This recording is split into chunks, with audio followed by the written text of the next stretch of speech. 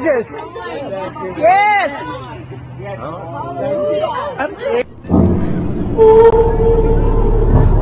Semua kejadian ini berlangsung di tengah konflik Gaza yang terus memanas, menambah ketegangan di kawasan yang sudah lama dilanda pergolakan. Fenomena langit yang tidak biasa ini segera menarik perhatian luas. Dari masyarakat awam hingga para pengamat dan pakar, semua dibuat heran oleh apa yang tampak di atas langit Israel. Di tengah masa penuh penderitaan dan konflik, Yerusalem kembali menjadi pusat perhatian dunia. Sebuah kota yang sejak ribuan tahun lalu syarat dengan doa, sejarah, dan klaim keagamaan yang saling bertumpang tindih. Namun keanehan tidak berhenti sampai di situ. Warga Yerusalem dilaporkan mengalami keterkejutan luar biasa setelah beredar kesaksian mengenai penampakan Yesus dan sesosok malaikat yang terlihat berjalan di jalan-jalan kota. Banyak yang bertanya-tanya, apakah ini hanya ilusi optik atau permainan cahaya semata? Namun, para saksi mata menggambarkan sosok Yesus yang memancarkan cahaya terang, dikelilingi oleh kerumunan orang yang terpukau oleh kehadirannya. Disebutkan pula bahwa malaikat turun bersamanya, menciptakan pemandangan yang belum pernah disaksikan dalam era modern. Biasanya kisah semacam ini akan dengan mudah dianggap sebagai cerita aneh atau hayalan belaka. Akan tetapi, kali ini muncul klaim bahwa foto dan video direkam langsung oleh orang-orang yang berada di lokasi kejadian. Sosok Yesus, figur yang sangat dimuliakan dalam ajaran Kristen, dan makhluk-makhluk bercahaya yang diyakini sebagai malaikat, terlihat muncul di langit. Kehadiran yang dianggap ilahi ini memicu gelombang kekaguman, harapan, dan sukacita di tengah konflik yang terus berlangsung. Pertanyaan besar pun bermunculan. Pesan apa yang dibawa oleh peristiwa luar biasa ini? Mengapa Yerusalem dari sekian banyak kota di dunia menjadi tempat terjadinya kejadian tersebut? Banyak pihak mulai membandingkan penampakan ini dengan gambaran Alkitab tentang kedatangan kembali Yesus. Sebagian lainnya justru mempertanyakan, mungkinkah sosok tersebut adalah antikristus atau nabi palsu yang menyesatkan? Hari yang awalnya cerah di Yerusalem berubah menjadi momen yang tak akan pernah dilupakan. Di Bukit Zaitun, sejumlah orang mengaku menyaksikan sesuatu yang sungguh luar biasa. Dari langit, tampak sosok bercahaya turun perlahan, mengenakan jubah putih yang berkilau. Di sekelilingnya tampak makhluk-makhluk bercahaya lain, dengan wujud yang menyerupai malaikat. Kelompok pertama yang melihat peristiwa ini adalah para peziarah. Mereka segera mengenali sosok tersebut dari berbagai lukisan dan kisah yang selama ini mereka kenal. Rambut panjang, janggut tebal, dan sorot mata yang dalam, semuanya sesuai dengan gambaran Yesus yang hidup dalam imajinasi dan iman mereka. Suasana di tempat itu dipenuhi rasa takjub dan keheningan yang khusyuk. Sosok tersebut memancarkan cahaya dari dalam dirinya, membuat pengalaman itu terasa begitu sakral, terlebih karena terjadi di Yerusalem, kota yang kaya akan sejarah rohani. Seolah belum cukup mengagumkan, makhluk-makhluk yang diyakini sebagai malaikat muncul di sisinya. Sayap mereka tampak berkilauan diterpa matahari.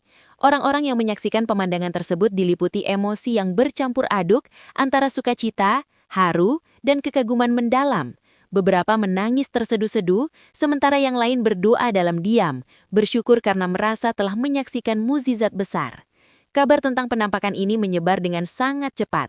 Orang-orang dari berbagai penjuru berdatangan ke Bukit Zaitun untuk melihat langsung. Tempat itu pun berubah menjadi pusat keramaian yang penuh antusiasme.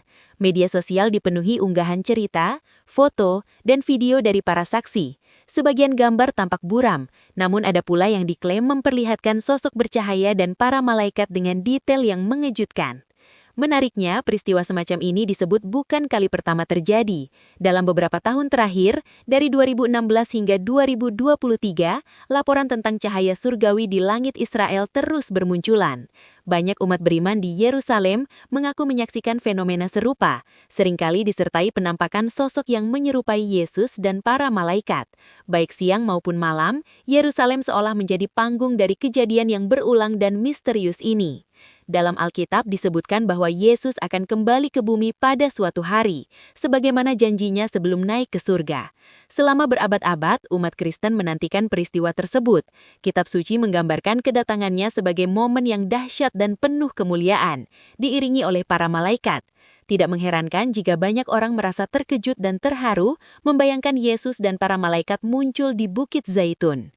Yerusalem sendiri memiliki makna yang sangat mendalam bagi 3 agama besar dunia. Dalam Yahudi, kota ini dianggap sebagai yang paling suci. Tembok Warat menjadi simbol keterikatan spiritual dengan bait suci kuno, dan penguasaan Bukit Bait Suci tetap menjadi isu yang sangat sensitif. Dalam kekristenan, Yerusalem dihormati sebagai tempat terjadinya peristiwa-peristiwa paling penting dalam kehidupan Yesus, terutama penyaliban dan kebangkitannya. Gereja Makam Kudus berdiri sebagai tempat ziarah utama bagi umat Kristen di seluruh dunia. Sementara itu, dalam Islam, Yerusalem menempati posisi sebagai kota tersuci ketiga setelah Mekah dan Madinah. Kubah batu serta Masjid Al-Aqsa yang berada di kawasan Bukit Bait Suci memiliki nilai spiritual yang sangat tinggi. Dengan latar belakang makna religius yang begitu dalam, tidak mengherankan jika setiap peristiwa luar biasa yang terjadi di Yerusalem selalu memicu kehebohan dan perdebatan global. Umat Islam meyakini bahwa Nabi Muhammad SAW melakukan perjalanan malam yang suci, Isra dan Mi'raj, di mana beliau naik ke langit dari kawasan di bawah kubah batu. Keyakinan ini menjadikan Yerusalem, khususnya kompleks Bukit Bait Suci, sebagai tempat yang sangat sakral dalam ajaran Islam. Karena alasan inilah, wilayah tersebut tidak hanya menjadi pusat spiritual, tetapi juga titik api perselisihan yang terus menyala. Pertentangan mengenai situs-situs keagamaan di Yerusalem telah lama menjadi sumber konflik antara 3 agama besar dunia. Sepanjang sejarah, perbedaan klaim atas tempat-tempat suci ini memicu peperangan, pemberontakan, serta ketegangan diplomatik yang berkepanjangan. Meski Yerusalem memiliki sejarah yang sangat kaya dan berlapis, masih banyak misteri yang belum terpecahkan. Pertanyaan-pertanyaan seputar sejarah awal kota ini, temuan arkeologis, hingga bentuk topografi aslinya masih menjadi bahan perdebatan hingga hari ini. Catatan sejarah tentang Yerusalem seringkali tidak lengkap. Banyak peristiwa hanya tercatat melalui narasi sastra yang bersifat simbolis atau ambigu. Kondisi ini melahirkan berbagai teori, termasuk keyakinan bahwa ada kekuatan tertentu, bahkan ada yang menyebut setan, yang berusaha mengaburkan atau menghapus identitas sejati Israel dari sejarah. Gagasan semacam ini bukanlah hal baru dan telah beredar selama bertahun-tahun. Dalam beberapa waktu terakhir, muncul laporan mengenai tindakan penghancuran bagian-bagian kuno Yerusalem, terutama di sekitar kawasan Bukit Bait Suci. Beberapa warga Palestina disebut telah merusak struktur bersejarah yang sangat penting karena menjadi bukti keberadaan bangsa Israel kuno, khususnya komunitas Yahudi, di wilayah tersebut. Meskipun kerusakan ini terjadi secara terbuka dan diketahui banyak pihak, dunia internasional, termasuk Perserikatan Bangsa-Bangsa, dinilai memilih untuk menutup mata. Situasi ini menjadi semakin serius, hingga beberapa tahun lalu, sekelompok anggota Kongres Amerika Serikat yang dipimpin oleh Eric Cantor berusaha mengambil tindakan. Mereka mengusulkan sebuah peraturan yang dikenal sebagai Undang-Undang Pelestarian Bukit Bait Suci. Tujuan utama undang-undang ini adalah untuk menentang perubahan dan penggalian yang dilakukan di kawasan tersebut.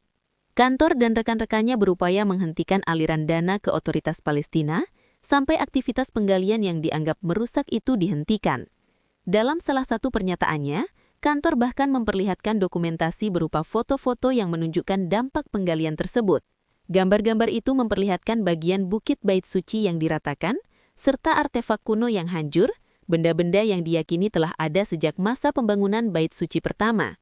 Ia menggambarkan tindakan tersebut sebagai sesuatu yang sangat mengerikan, bahkan menyamakannya dengan sebuah serangan langsung terhadap warisan iman. Menurutnya, situs-situs itu bukan hanya bernilai sejarah, tetapi juga memiliki makna spiritual yang mendalam bagi jutaan orang di seluruh dunia. Kantor juga menyatakan kekhawatirannya bahwa kepemimpinan Palestina berupaya memutus ikatan historis dan rohani antara umat Yahudi dan Kristen dengan tempat-tempat suci di Yerusalem. Kekacauan dan kebingungan yang terus berputar di sekitar kota ini mencerminkan betapa rumitnya jalinan agama, politik, dan sejarah yang saling tertumpuk tidak hanya di Timur Tengah tetapi juga di seluruh dunia. Dalam banyak hal, Yerusalem dapat dianggap sebagai semacam pusat keagamaan global. Kota ini menjadi titik temu sekaligus titik benturan dari keyakinan miliaran manusia. Semakin kita menggali masa lalunya, semakin jelas bahwa banyak hal yang selama ini kita yakini tentang sejarah Yerusalem mungkin perlu ditinjau kembali. Salah satu tantangan terbesar dalam memahami sejarah Yerusalem adalah fakta bahwa kota ini telah dihuni, dihancurkan, dan dibangun kembali berkali-kali selama hampir 6.000 tahun. Setiap peradaban meninggalkan jejaknya sendiri, menciptakan lapisan sejarah yang saling menindih.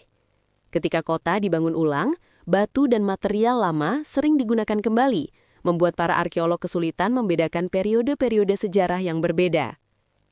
Kerumitan ini diperparah oleh letak geografis Yerusalem yang berada di punggung perbukitan. Seiring waktu, lembah-lembah di sekitarnya diuruk, batas kota berubah, dan nama-nama lokasi bergeser. Semua perubahan ini membuat rekonstruksi tata letak kota dari masa ke masa menjadi sangat rumit. Akibatnya, hingga kini, belum ada kesimpulan final yang benar-benar disepakati tentang masa lalu Yerusalem. Namun, di tengah ketidakpastian tersebut, satu hal tetap menonjol bagi umat beriman. Alkitab, kitab suci bagi Yudaisme dan kekristenan, memberikan sudut pandang yang sangat khas mengenai arti penting Yerusalem. Dalam Alkitab, kota ini digambarkan sebagai kunci untuk memahami rencana Allah dalam penebusan umat manusia. Yerusalem berulang kali disebut sebagai simbol otoritas ilahi atas dunia dan hubungan khusus antara Tuhan dan bangsa Israel. Di dalam narasi kitab suci, Yerusalem adalah tempat di mana kehadiran Tuhan dinyatakan secara nyata, tempat janji-janjinya disampaikan dan digenapi. Selama ribuan tahun, gagasan ini menjadi inti iman banyak orang, menegaskan bahwa Yerusalem bukan sekedar sebuah kota fisik, melainkan lambang harapan, perjanjian, dan masa depan ilahi. Untuk memahami makna ini lebih jauh, mari kita perhatikan sebuah nubuat yang berkaitan dengan masa depan Yerusalem. Pada tahun 1517, Kekaisaran Ottoman menaklukkan kota tersebut, tepat 3 abad sebelum nubuat tertentu diperhitungkan. Ottoman memerintah Yerusalem hingga tahun 1917, ketika Inggris mengambil alih kendali. Periode ini mencakup 400 tahun, yang oleh sebagian penafsir disebut sebagai 8 siklus Yobel. Setelah itu, Yerusalem memasuki masa yang digambarkan sebagai tanah tanpa kedaulatan selama 1 Yobel berikutnya. Nubuat tersebut menyatakan bahwa antara tahun 1917 hingga 1967, dunia akan menyaksikan hasil dari Yobel ke-9.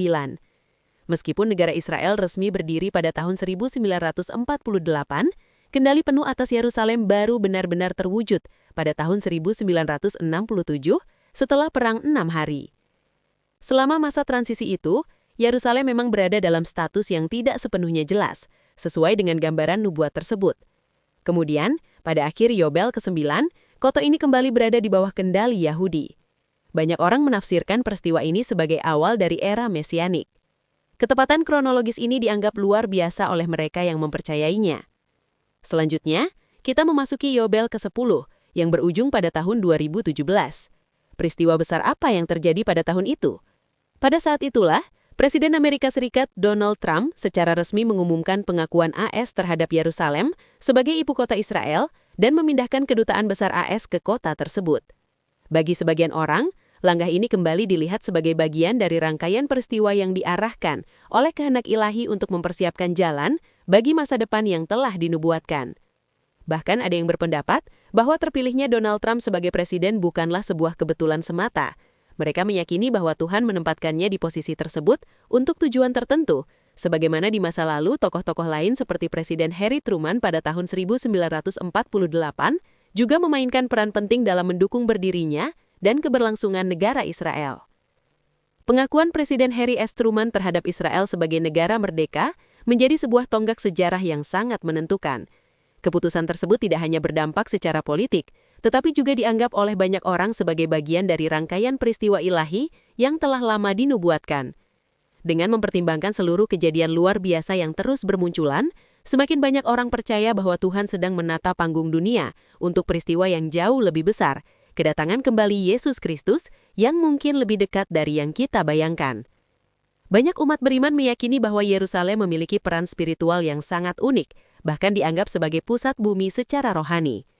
Keyakinan ini berakar dari sejarah kuno, ketika Melkisedek, Raja Salem, mengubah nama wilayah tersebut menjadi Yerusalem. Melkisedek dipandang sebagai figur misterius yang oleh sebagian orang dianggap sebagai bayangan atau manifestasi awal dari Yesus Kristus sendiri. Ia disebut sebagai Raja pertama Yerusalem, sosok yang melampaui batas waktu dan silsilah manusia. Yerusalem adalah kota tempat Mesias berjalan di antara manusia. Di sanalah ia menyerahkan dirinya sebagai korban bagi dosa umat manusia, bangkit dari kematian dengan kemenangan, dan kemudian naik ke surga. Kota yang sama pula menjadi tempat di mana Yesus menubuatkan bahwa ia akan kembali suatu hari nanti untuk memerintah dunia. Jika semua peristiwa ajaib yang baru-baru ini terjadi digabungkan dengan peran Yerusalem sepanjang sejarah dan rencana ilahi Tuhan, maka banyak orang melihat adanya jalur yang jelas menuju keselamatan yang telah lama dijanjikan. Dalam kitab suci, trompet memiliki makna simbolis yang berbeda tergantung pada posisi seseorang di hadapan Tuhan. Bagi orang-orang yang percaya, bunyi trompet menandai awal dari pengenapan harapan, pintu menuju keselamatan dan segala berkat yang menyertainya. Namun, bagi mereka yang menentang kehendak Tuhan, suara trompet justru menjadi tanda penghakiman. Kedatangan kedua Yesus Kristus tidak hanya membawa keselamatan bagi umatnya, tetapi juga menjadi momen di mana rencana manusia yang melawan Tuhan mencapai akhirnya. Peristiwa yang paling dinantikan oleh umat percaya adalah kedatangan Yesus Kristus yang kedua. Ini bukan sekadar peristiwa spiritual biasa, melainkan momen monumental dalam sejarah ketika Kristus kembali sebagai Raja atas segala raja untuk mendirikan pemerintahan Allah di bumi. Namun sebelum pemerintahan itu ditegakkan sepenuhnya, Alkitab menegaskan bahwa akan ada konflik besar, peperangan rohani, dan penghakiman yang harus terjadi terlebih dahulu. Fokus pembahasan kita hari ini adalah peristiwa agung tersebut, kembalinya Yesus Kristus untuk memulihkan otoritas Allah atas dunia. Untuk memahami gambaran ini dengan lebih jelas, mari kita meninjau apa yang disampaikan dalam Injil Markus dan Lukas. Dalam Markus pasal 13, digambarkan secara dramatis tanda-tanda yang mendahului kedatangan Anak Manusia. Masa itu disebut sebagai periode penderitaan besar, di mana matahari menjadi gelap, bulan tidak lagi memantulkan cahayanya, dan bintang-bintang seakan jatuh dari langit. Kekuatan kosmik akan terguncang, menandakan bahwa kedatangan Anak Manusia sudah sangat dekat. Dalam kemuliaannya, ia akan mengutus malaikat-malaikat untuk mengumpulkan orang-orang pilihan dari segala penjuru bumi. Lukas pasal 21 juga memberikan gambaran yang kuat tentang tanda-tanda akhir zaman. Ia berbicara tentang kesusahan di antara bangsa-bangsa, ketakutan yang melanda umat manusia, dan suara laut yang bergemuruh seolah mencerminkan kekacauan global. Hati manusia akan dipenuhi kecemasan karena menyadari bahwa tatanan dunia sedang terguncang. Namun, di tengah semua ketakutan itu, ada pesan pengharapan yang jelas.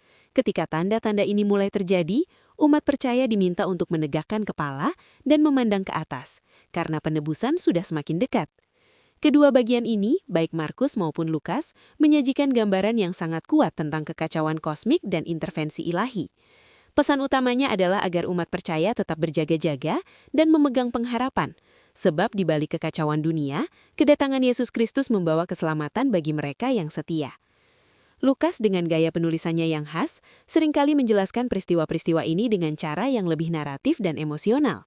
Jika digabungkan, ketiga bagian kitab suci ini memberikan gambaran menyeluruh tentang periode akhir zaman, mencakup sebagian besar peristiwa penting yang akan terjadi.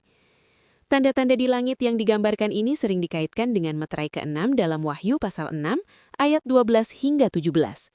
Tanda-tanda tersebut muncul segera setelah masa kesengsaraan besar. Banyak penafsir percaya bahwa meterai ke-5 menggambarkan puncak penderitaan, ketika orang-orang kudus mengalami penganiayaan hebat. Peristiwa ini terjadi tepat sebelum meterai ke-6 dibuka. Selain perubahan besar di langit, Alkitab juga menegaskan bahwa bumi akan mengalami guncangan yang luar biasa. Dalam berbagai bagian kitab suci, dijelaskan bagaimana manusia bereaksi ketika mereka menyadari bahwa kedatangan Yesus sudah dekat. Banyak yang meratap, ketakutan, bahkan saling menyalahkan, karena menyadari bahwa tidak ada lagi tempat untuk bersembunyi. Salah satu gambaran yang paling konsisten adalah kemunculan Yesus di dalam atau di atas awan.